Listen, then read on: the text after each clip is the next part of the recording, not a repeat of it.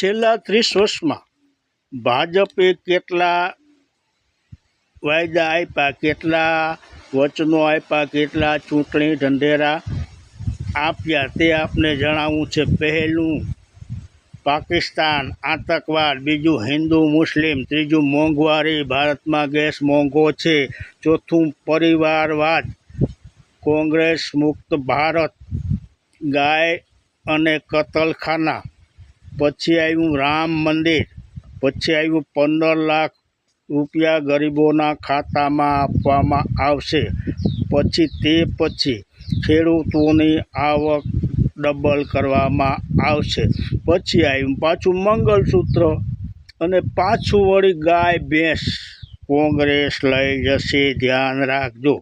અને પાછું તે જ મુદ્દો આસામમાં જો ભાજપ જીતશે તો એક ગાય અને એક ભેંસ દરેક પરિવારને આપવામાં આવશે।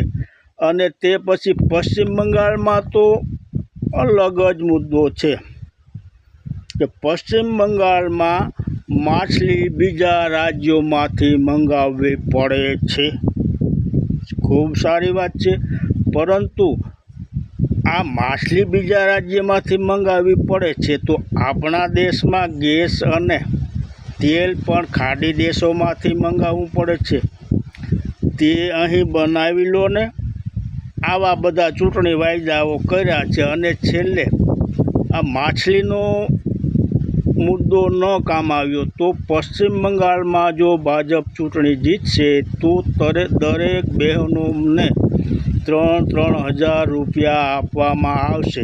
આમાંથી કેટલા વચનો અને વાયદાઓ ભાજપ સરકારે પાડ્યા છે અને કેટલા નથી પાડ્યા તે આપને જોવાનું છે। જય માતાજી।